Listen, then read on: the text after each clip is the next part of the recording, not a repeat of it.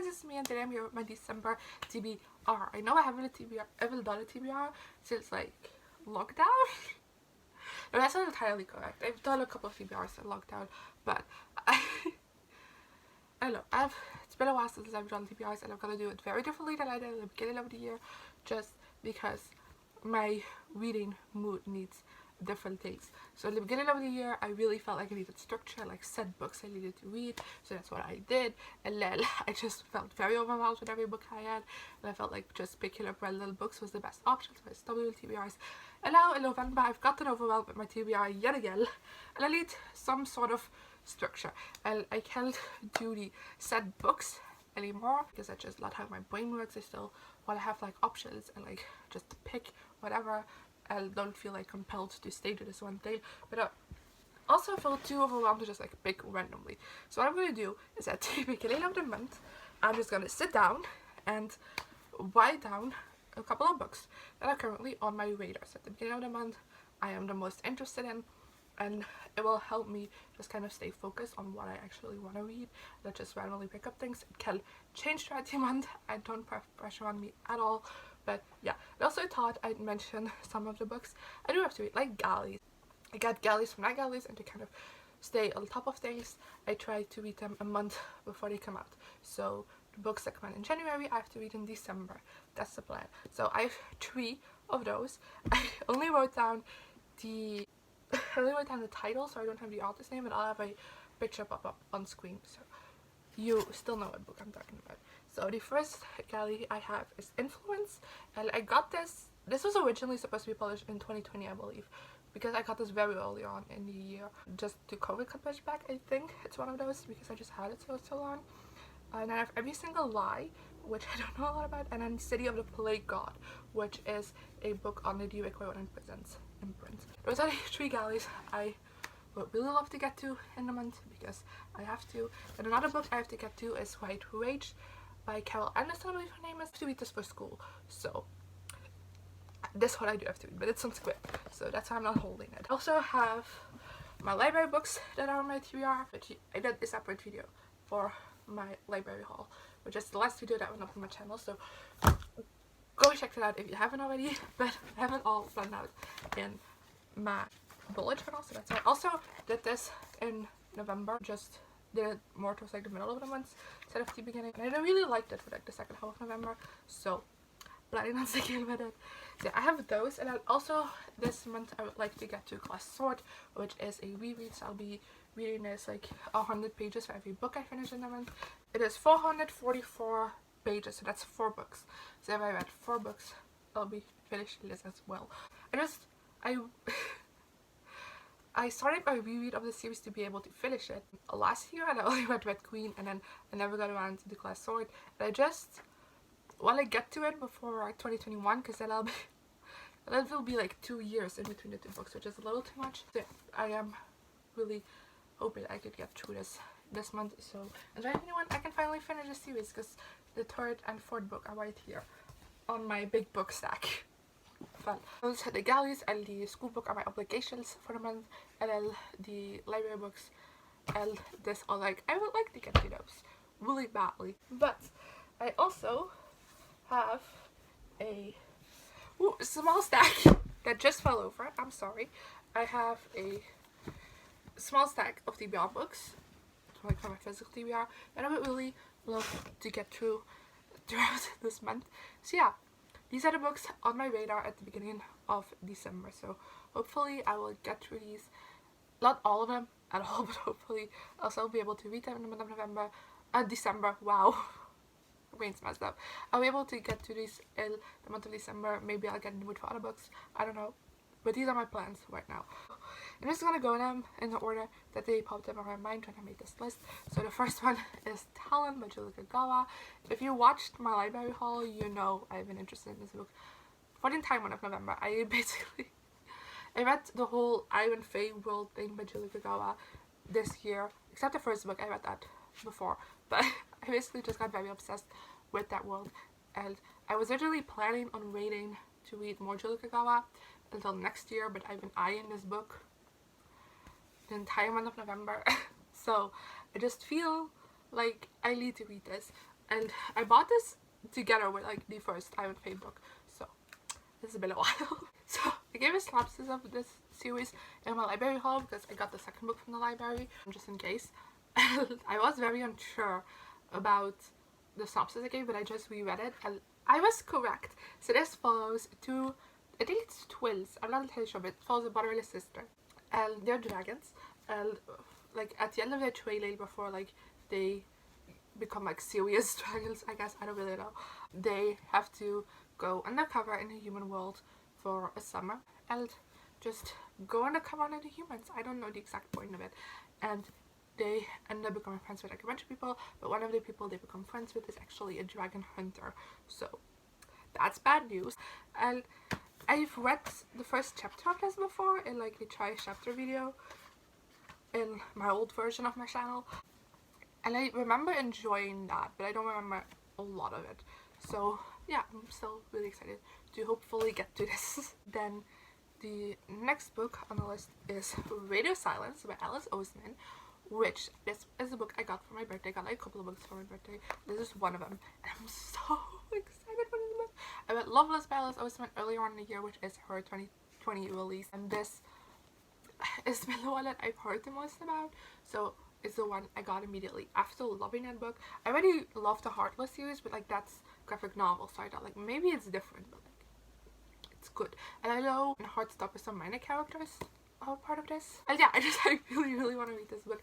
I don't know a whole lot about this. I know it's about a girl who is obsessed with like this podcast, but the person that runs the podcast is anonymous, no one knows who they are, and then the girl ends up making like art for the podcast and like meets the person that runs the podcast. I'm not entirely sure. I know it's about a lot about friendships. Like there's no romance in this book, which I'm thrilled about. And I also believe that there's a demisexual character in this. I'm not sure. So yay. Then next up we have The Vanishing Health by Britt Bennett, which is another book I've heard amazing things about these last couple of months. It is a historical fiction following two twin sisters, and they're both mixed race. Only one, like they both could be white passing, just in a way that they present themselves. In their lives, they kind of like separate, and one of the sister like completely goes into like that white person thing. She kind of hides her blackness, I guess, and then the other person just lives as a black person, you know? It's very weird to explain it that way. And we follow like, I believe, dual timelines between like these two sisters and their lives, and then as well as their children who are coming together again. I don't know a whole lot about this book besides that, so I hope I describe it correctly, and I'm super excited to read this because I've only heard just like such amazing reviews on this book. And the other book by Britt Bennett, which is The Mothers, I believe, I'm not entirely sure, but yeah, I'm super excited to check this out. Then next up we have another book that got super popular on BookTube in these past couple of months, and that's Such a Fun Age by Kylie Reid.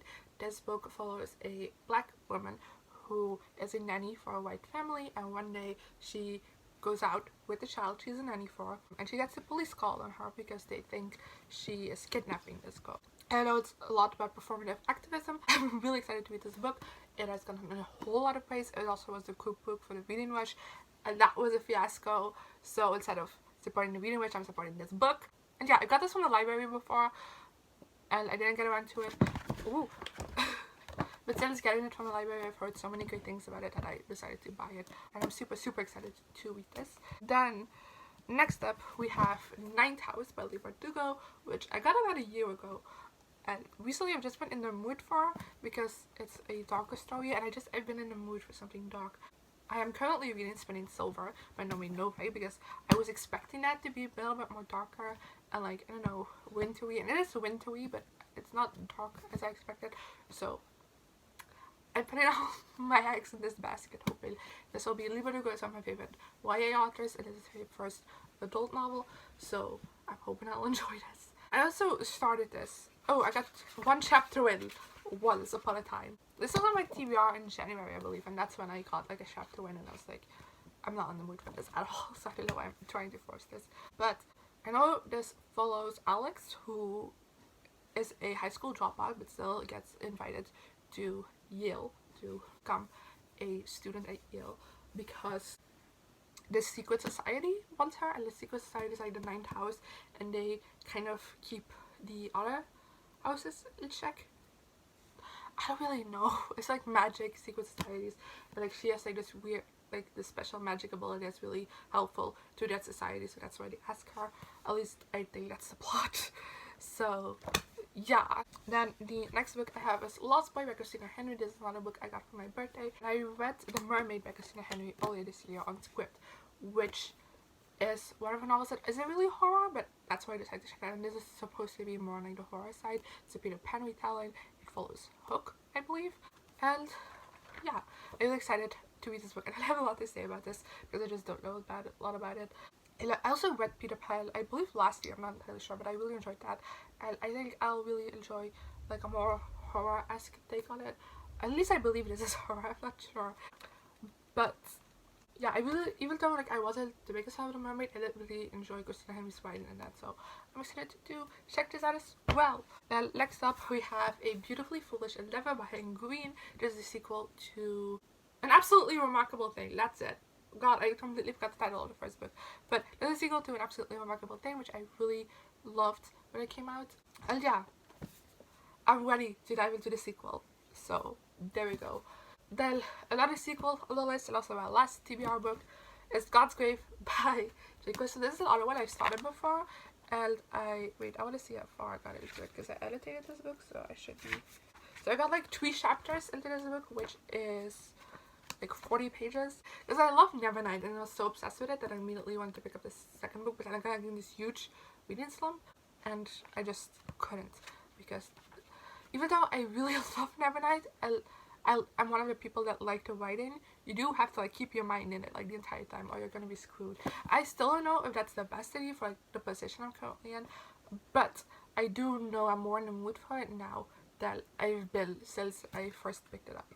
Maybe I should have given you a synopsis for these books. So An Absolutely Remarkable Thing follows April, who one day while getting back from work, she finds this statue, and like this huge statue, and she thinks it's like an art project, so she calls a friend over and they make just like a silly video to put on YouTube because they just think it's an art project. But turns out that these statues have been popping up all around the world and nobody knows where they came from. And April kind of becomes the unofficial spokesperson for these statues because she's like the first one to publicize it, I guess. So yeah, it mainly deals with the trappings of fame, rather, and like internet fame and specifics, rather than the sci-fi element, in case, just so people don't get disappointed. And then Nevernight follows Mia Cravere, whose family was killed when she was very young, and she kind of went like assassin training with this guy, and to finish her training she is sent to this red school, which is a assassin school, and she has to survive, you know. And yeah, that's all I have to say. I do have to say the writing on this is very tough enough for everyone because it is very flowery and metaphorically, and the footnotes don't work for everyone, but I really love the first book, so I'm hoping I'll also enjoy this. And yeah, that's my December TBR. If you've read any of these books, or my library books, if you still remember them, let me know in the comments below what you thought of them, as well as some of the books that you are planning to read in the month of December. And please remember, I'm not planning to read all of these books at all this month. It's just what's on my radar currently, like the top of my TBR. That's what this is. And yeah, I guess I'll see you guys next time. Good. Here I am again, the same old situation. Why does the God thing have to be so complicated?